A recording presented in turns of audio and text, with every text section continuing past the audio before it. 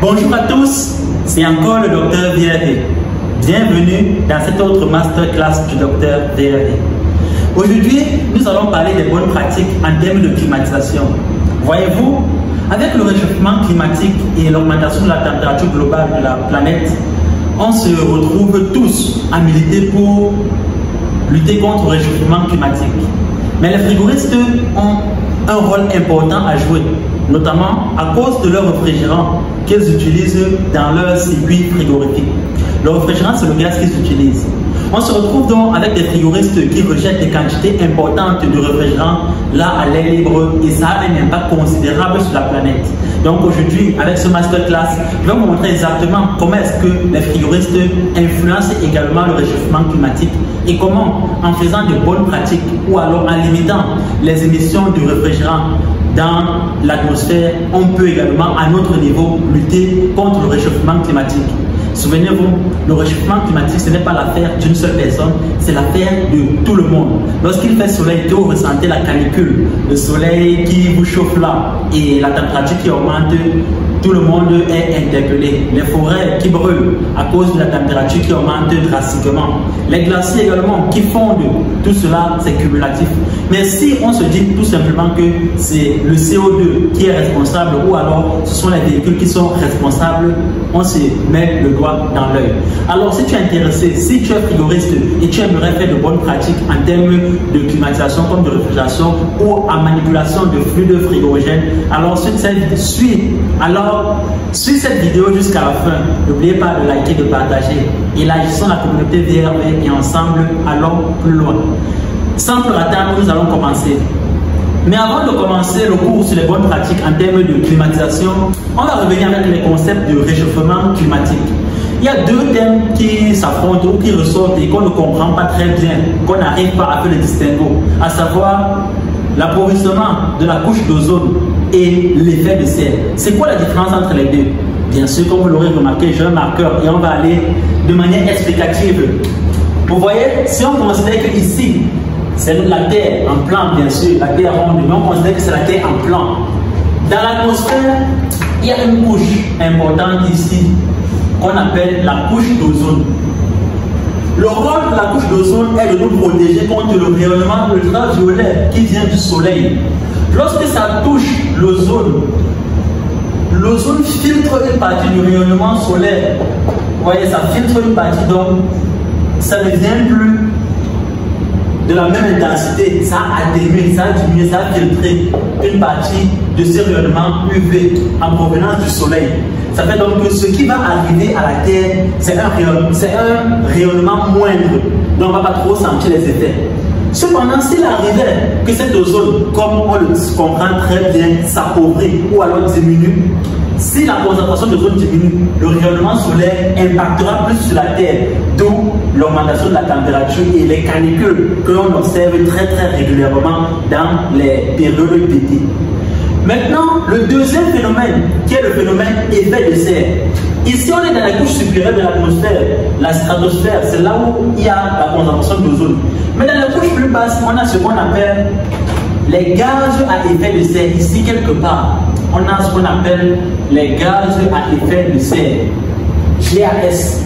Les gaz à effet de serre donc, sont des gaz qui vont agir comme l'ozone, mais fait le phénomène inverse. Vous voyez, le soleil a réchauffé la Terre elle est chaude, et un corps chaud rayonne. La Terre à son tour va donc rayonner en infrarouge, un rayonnement infrarouge de la Terre pour expulser la chaleur. En expulsant la chaleur, ça va venir vers les gaz, la couche, ça va arriver à la couche de gaz à effet de serre. Ceux-ci vont retenir une partie. Comme l'ozone, cette fois-là, ça va retenir une partie et ne laisser s'échapper qu'une infime partie de cette chaleur terrestre, de ce rayonnement infrarouge en provenance de la Terre.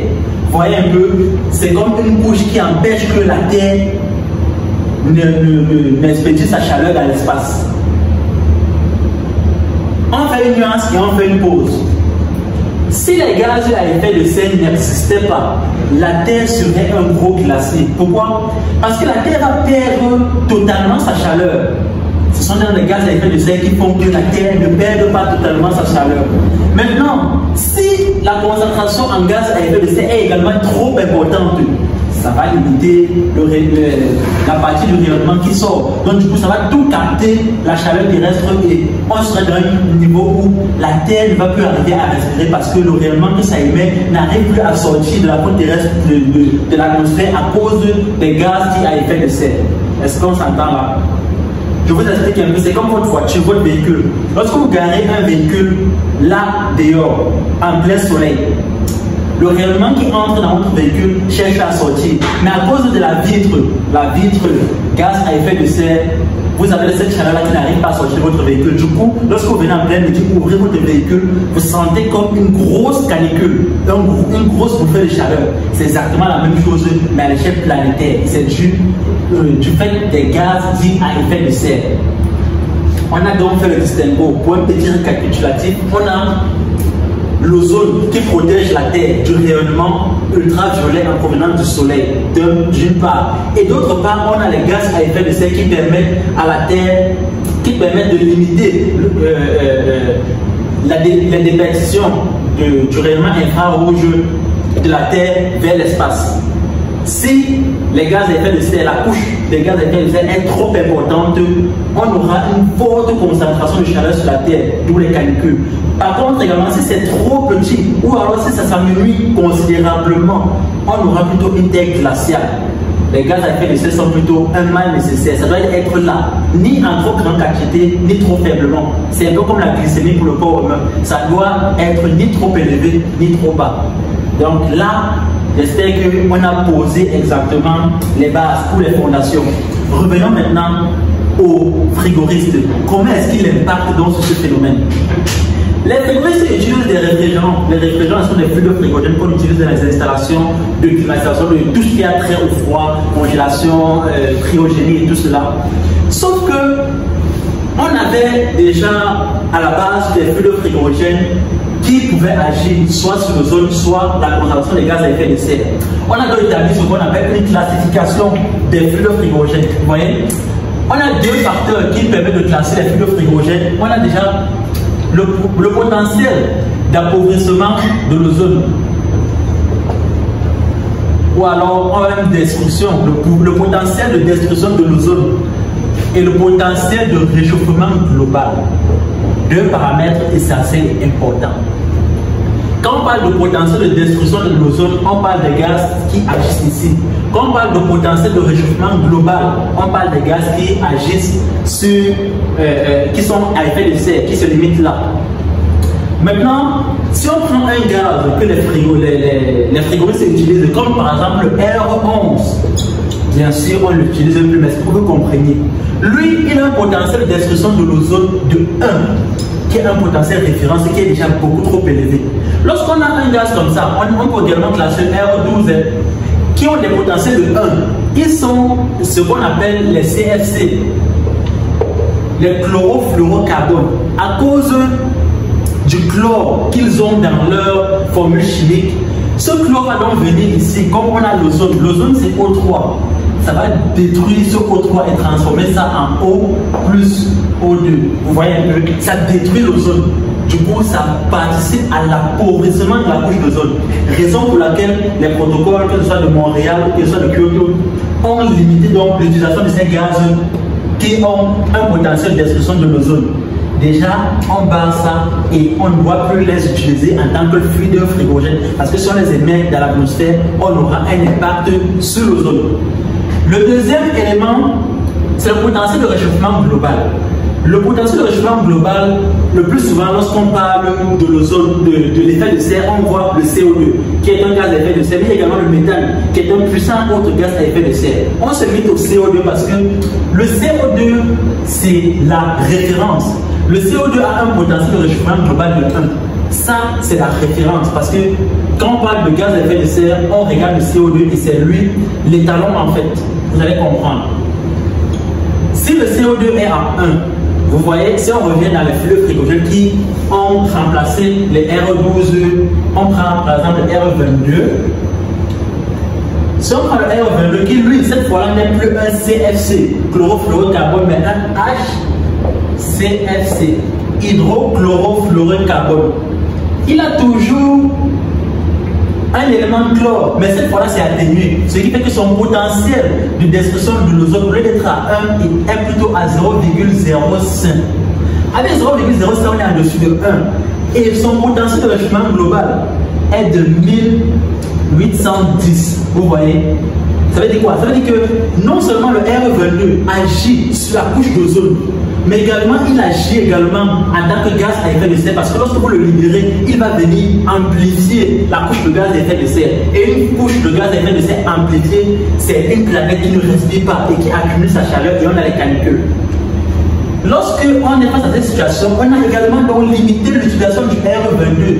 Bien sûr, il y en a qui utilisent toujours, mais ce cours vise à vous montrer que ce n'est pas tellement agréable de l'utiliser. On a donc sorti d'autres fluides frigorigènes qui sont des fluides plus propres, entre guillemets. Parce que cette fois-là, comme le 410A, il ne va plus agir. Le 410A ne va plus agir sur la couche d'ozone. Il aura un potentiel 0. Vous voyez, on a évolué. On est quitté de 1, de 0,5 à un potentiel 0. Le 410 n'est pas un CFC, n'est pas un HCFC, mais plutôt un HFC. Hydrofluorocarbone. Il n'a plus l'élément chlore qui détruisait la couche d'ozone. Ayant un potentiel de 0, l'élément considérable sur lequel on va donc s'appuyer, c'est le potentiel de réchauffement global. Est-ce qu'il agit en tant que gaz à effet de serre? Oui. Son potentiel est de 2088. Vous voyez qu'il est 2088 fois le potentiel de CO2. Donc lui également, il agissait encore tellement sur, sur l'effet de serre, il était pour beaucoup. Et en constatant cela, on a donc finalement remplacé le 410 par le 32, le R32. Le R32, lui, a un potentiel de destruction de l'ozone de 0 également, mais un potentiel de réchauffement global de seulement 675, soit 3 fois moins que le 410. Vous comprenez donc pourquoi est-ce qu'il y a eu une évolution de fluide frigorigène. On quitte du R22 qui agissait sur l'ozone, détruisait, appauvrissait la couche d'ozone et également agissait en tant que gaz à effet de serre. Puissant quand même, 1810, c'est pas rien. On passe au 410 qui lui n'agit plus sur la couche d'ozone mais a un pouvoir de réchauffement global très important, 2088. Pour tomber donc sur le R32 qui a un potentiel de destruction de l'ozone de 0 mais un potentiel de réchauffement global de 675. Donc mes chers frigoristes, lorsque vous serez face à un client qui va vous demander pourquoi est-ce qu'il faut utiliser le R32, dites-lui que c'est par souci de la planète. Lorsque vous serez face à une installation frigorifique et il vous arriverait peut-être de vouloir rejeter le fréon dans la nature sans le récupérer ou alors procéder à la destruction, il faudrait réfléchir et penser que vous êtes en train de contribuer au réchauffement global de la planète ou alors à la destruction de la couche d'ozone en fonction du fluide que vous serez en train de vouloir rejeter. C'est ça les bonnes pratiques. Je sais qu'en Afrique, ce n'est pas très développé. On ne pense pas le plus souvent à récupérer les fluides frigorigènes. Mais c'est important. Lorsqu'on faisait des installations de split simple, on sait que le split, lui, 1 kg de réfrigérant, 0,80 g, 800 g et tout. Ce n'est pas grand chose, mais l'évolution a fait qu'on tombe sur des VRV. Les VRV peuvent avoir des tonnes et des tonnes de réfrigérant. On a un VRV qui peut avoir 30 kg de réfrigérant. Rejeter ça comme ça dans la nature, c'est impactant. Dernièrement, j'ai travaillé sur une installation frigorifique qui avait 167 kg de réfrigérant. Si on rejette ça comme ça dans la nature, nous contribuons également à ce réchauffement climatique. Et tout le monde le subit. Les votes de canicule, ce n'est pas pour les uns, c'est pour tout le monde. Ne pensons pas que c'est juste le CO2 qui est incriminé, mais nous également, si on continue à adopter de mauvaises pratiques, nous serons également incriminés. Donc, je vous remercie et j'espère qu'ensemble, on pourra sauver la planète en pratiquant, en adoptant de bonnes pratiques en tant que frigoriste responsable. Merci à tous. Ensemble, sauvons la planète. C'était le docteur VRV. Seul, on est fort, mais ensemble, on est invincible. Merci. N'oubliez pas de liker.